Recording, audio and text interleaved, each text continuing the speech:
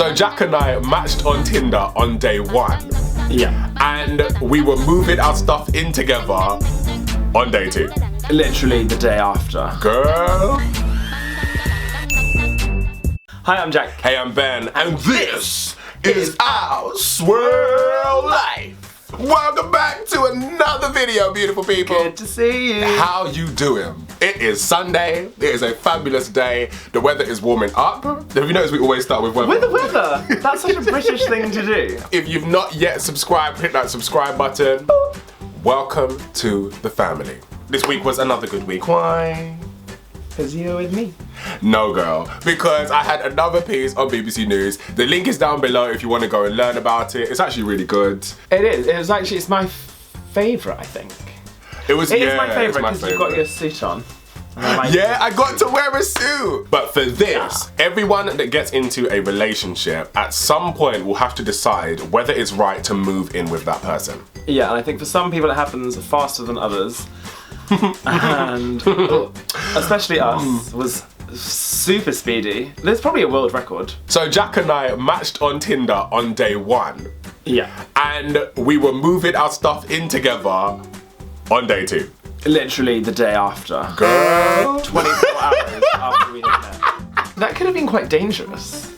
We could have been anybody. Like, I could have been some serial killer, stupid, living in London, trying to rope you into my little humble abode. I remember at the time, my friends were judging. I don't know about your friends. They were like, why am I suddenly seeing you with this guy all over Facebook all the time? And I was just like, I didn't even realize I was doing it, but I had literally gone from 0 to 100 with someone that nobody knew. Yeah, literally. And we need to tell the story. Right, okay, Jack, what happened? So let's set the scene. What the hell happened? What did you do? I asked myself that question a lot, actually. We matched on Tinder on a Sunday. We did. And then I was like, oh, let's go on a date. And you were like, no, I'm busy. Wait. And then, no. And let me tell this bit. And then Ben was like, oh shit. Why have you backed down so fast? Why don't you try and convince me? And I was like, who does he think he is? Beyonce, girl. But then I was also like, it's Sunday, I really need a cocktail. So I was like, well, I'm gonna be making my way to Tottenham Court Road anyway. You can either come and we'll have dinner and have a couple of drinks, or if you're really that sad and you actually are just messing around, don't bother. Something along those lines. Girl, don't even try and act like you were all high and mighty. You were like, please come.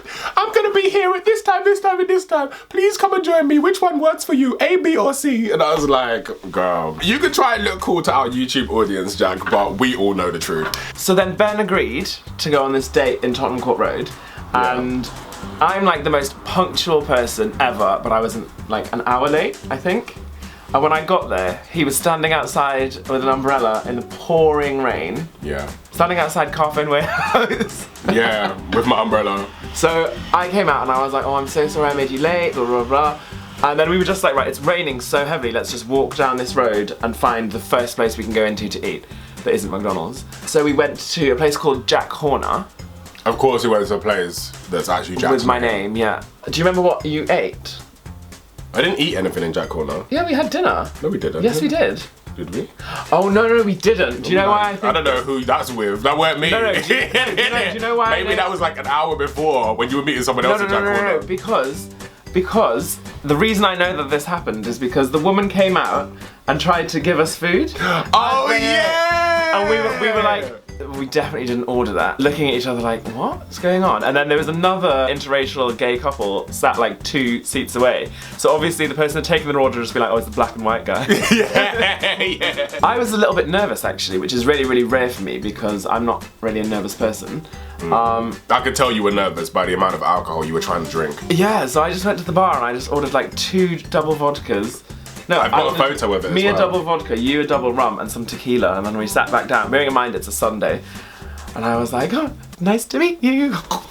Yeah, you were down in them drinks, boy. This was the first time I hadn't done like the groundwork on Tinder. Because we literally only matched like hours before. Yeah, I knew damn near nothing about you. Nothing. Yeah, literally. And that was what was so weird, because we were asking each other questions for the first time. And I genuinely recommend this to every single one of you.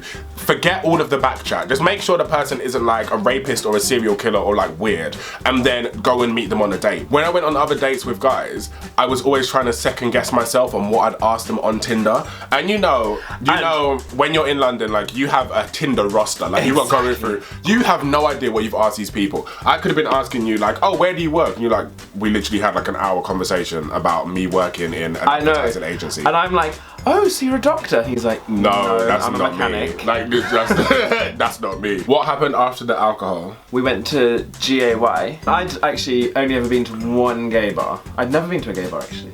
No, I'd never been to a gay bar. Yeah, and that's what we were saying. We were just like, well, we're kind of drunk. Should we just go and party at a gay club? And we were like, yeah, why not? So off we went to this gay bar, and we were just cracking up. Like, I've told the story before in the gay boyfriend tag, so I'm not gonna do it again. But we were just dancing and going wild, and we were just dancing. Ben was just dancing.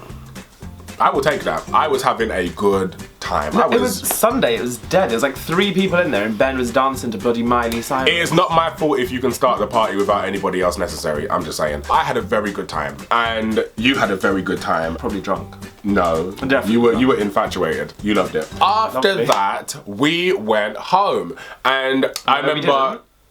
No, we didn't. We went to McDonald's. Oh yeah! No, Burger King. No, McDonald's. Burger King. McDonald's downstairs. Burger King McDonald's downstairs. Burger King downstairs, and you had a crown. Don't test me.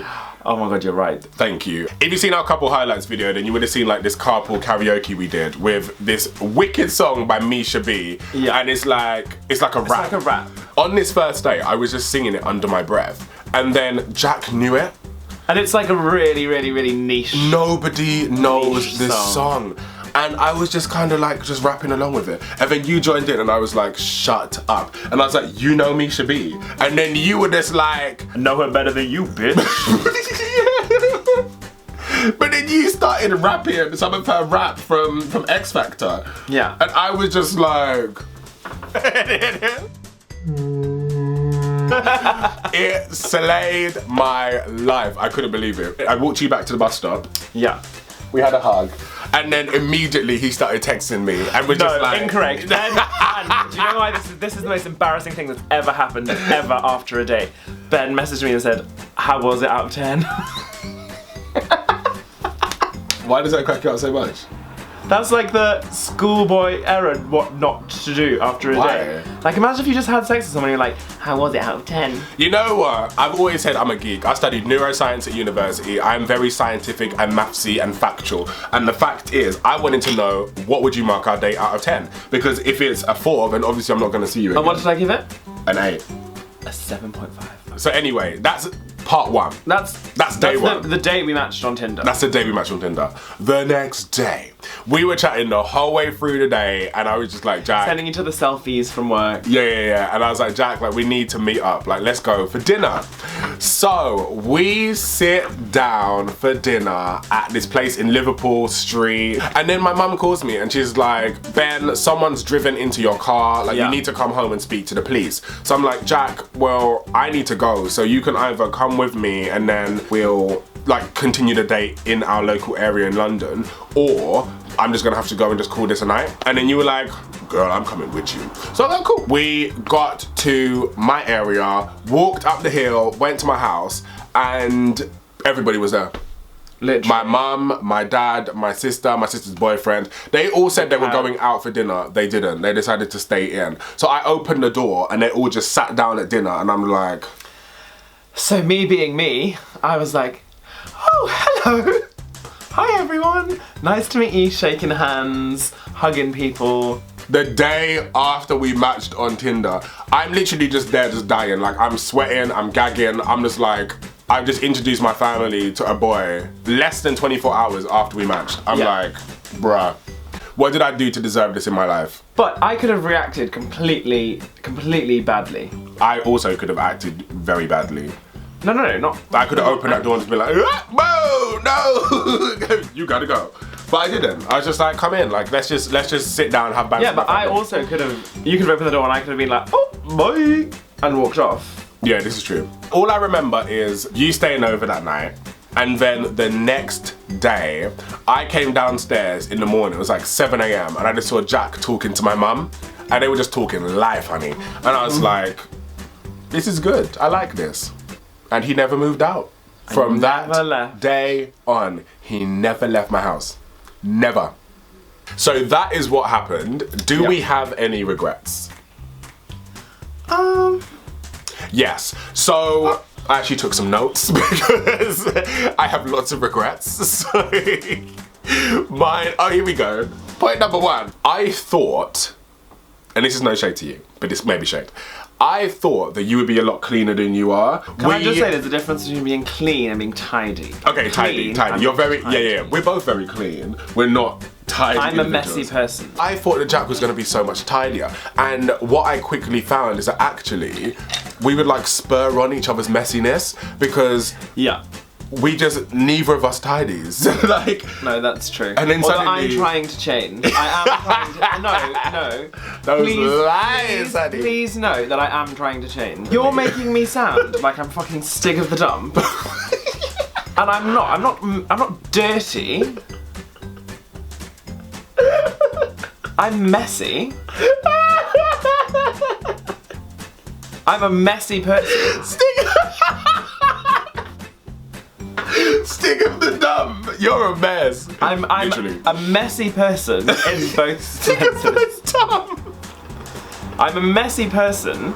I'm not dirty. Stop saying dirty. What kind of information would we give to people in our situation who are thinking about moving in together? Don't do it. I'm only joking. No, do it. But I think you have to be comfortable in yourself. Like, you have to own everything. Like, if Ben's like, oh my god, you're so messy, I'm like, yeah, I'm messy, and you moved in with me. Yeah, to be fair, you need to own it. I think it is quite a scary scenario though, because most of my friends that have been in relationships have broken up as a result of moving in together and realising it's just like, things just didn't go right. So I think in that regard, it was probably good because we got to know immediately whether we were compatible. Yeah, that's true. And I think also because it was so early, People are so different when you live with them. Oh, girl. Yeah, I think I'm a horrible person to live with. I was making this point to Mum the other day and I said I would love to add up the amount of hours that we have generally spent together. Because I think, too much. I think over the past almost 3 years we've been together, I think we've spent more time together than most people would spend in like 10 years.